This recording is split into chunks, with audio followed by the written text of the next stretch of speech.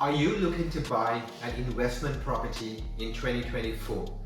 If so, this video will be useful for you because I'm going to go through 6 different mistakes that beginner investors make when they buy an investment property. Hi, my name is Jathu. I'm a buyer's agent for property investors, and I buy properties all around the country using a data-driven approach. So if you want to work with me and handle the entire process for you, then book a session with me at propertyframeworkbuyersagency.com.au. Now let's get to this video. Mistake number 1 that beginner investors make is not understanding property market cycles. Now, property markets behave in a certain pattern. When you look at their growth patterns over a 30-year period, you can see some similarities. They have periods of growth that usually last for about 7 years, 8 years, or even up to 10 years.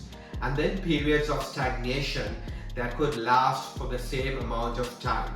Now I want to run through some property markets with you so you get a clearer picture. The first one is Adelaide. So I've selected 6 suburbs in Adelaide to see how that market has been performing since 1994.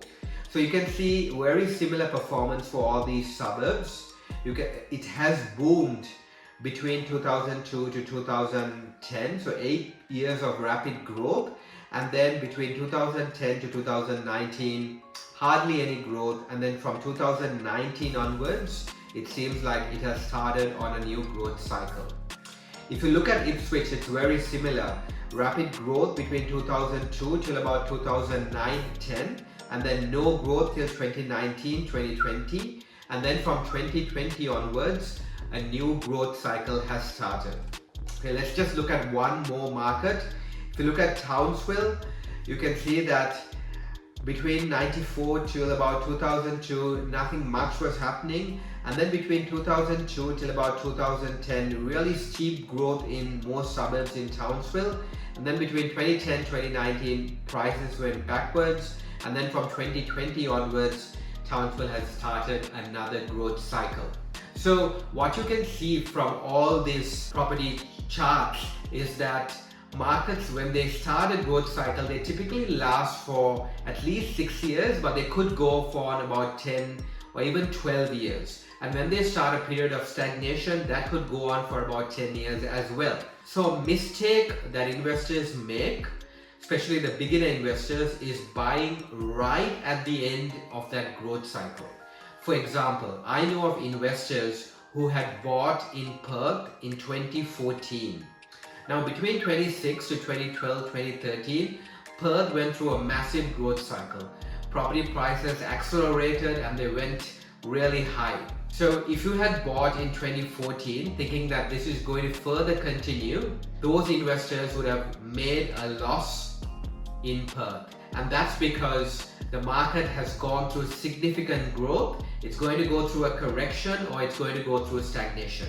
So don't buy a property in a market after it has come out of a massive growth wave in terms of the number of years, like 7 or 8 years. That's just too late. Okay, and then there's a second type of investor, the one who says after 2 or 3 years after the market has about 60-70% growth, saying that this market is not going to grow anymore and I'm not going to buy in this market. Now that's a mistake, because for example, during 2022 in Ipswich, when I was looking at property forum comments, people were saying that Ipswich had already grown by 60-70% and that's it. Ipswich is not going to do anything more. But look at Ipswich now. Between 2022 and 2024, Ipswich grew by another 20-30%. So really good growth and still going up in value.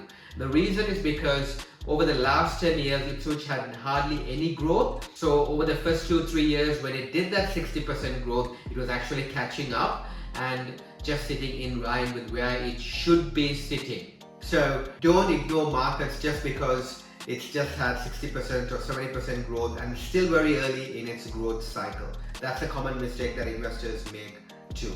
Now let's go to the second point.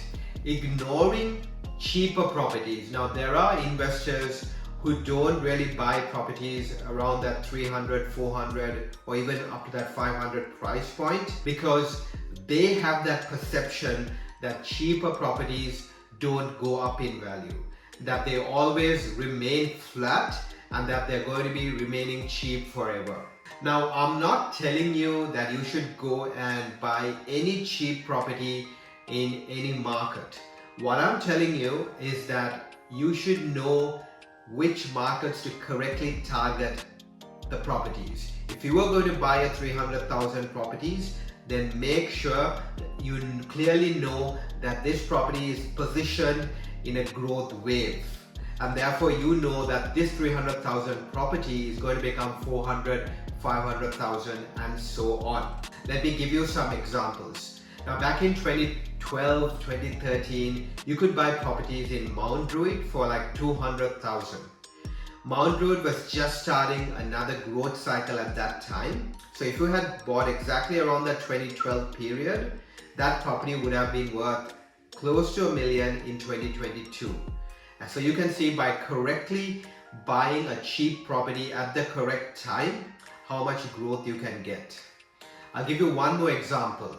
In Logan, areas like Woodridge, Logan Lee, Logan Central, people were saying avoid these areas, high crime rate, there was a stigma around these areas. You could buy those properties for around 200,000 back in 2019, so that's not too far away. And people were saying things like it would never grow, stay away from that place. But those areas were clearly in a new growth cycle.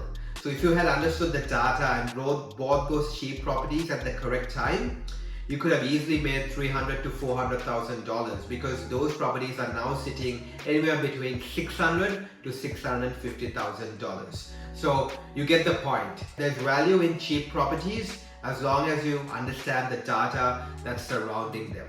Okay. Now let's go to the mistake number 3. Buying expensive properties in areas that are familiar to them. So let's take somebody living in Sydney. Typically, when they buy their first investment property, they might think of buying in an area that's close to their house. Okay, and that's because of the familiarity with the area, familiarity with the demographics, where the shopping center is, where the hospital is. They just know the area inside out. But let me ask you one thing. You know the area inside out, but you're not going to live in that investment property. What you really need to know is the data indicators for that suburb or that area. How does that look? Now again, Sydney's had a massive growth wave between 2012 and now. So we're right at the top of the growth wave. So if you buy something in your own backyard in Sydney, the chances of an extended period of growth are becoming slimmer and slimmer. The growth is going to slow down, so it might not be the best idea to just buy blindly in your own backyard because you're familiar with the area. The better method would be to look at 15,000 suburbs in Australia, know which ones are poised for an extended growth cycle, and then buy in those markets. So don't make the mistake of just buying for the sake of familiarity. Now let's move to point number 4, and that is following the herd. So what I mean by this is investors, even though they do their analysis and research and they've done it correctly, they still look for validation from external sources.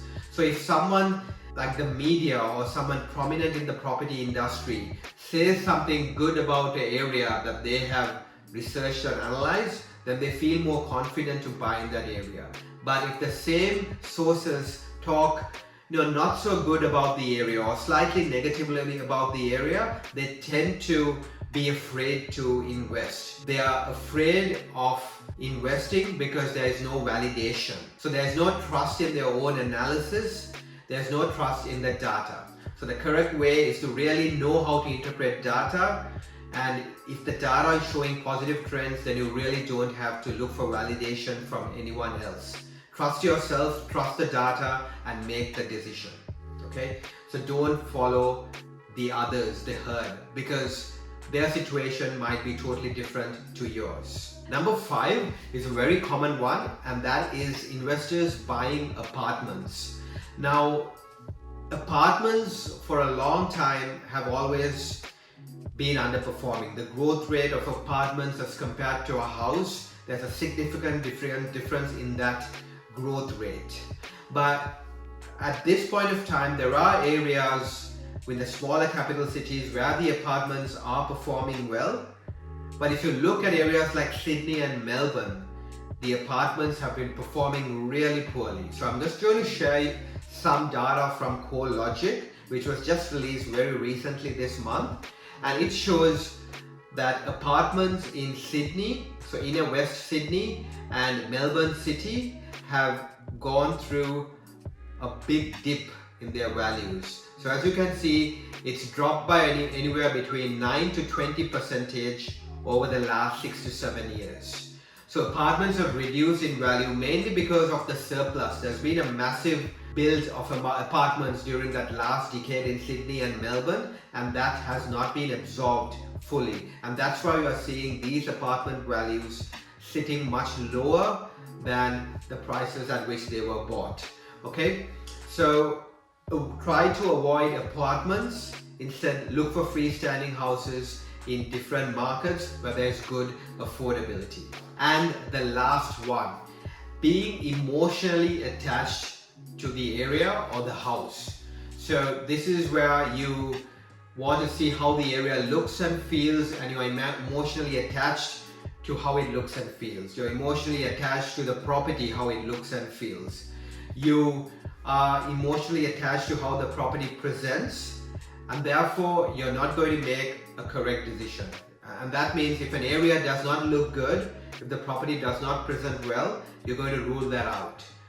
Instead, what you should be looking at is really the numbers for that suburb. How much capital growth is this property going to have? Can I buy this property under market value because it doesn't present well, and just do some cosmetic renovation and bring it back up to market value?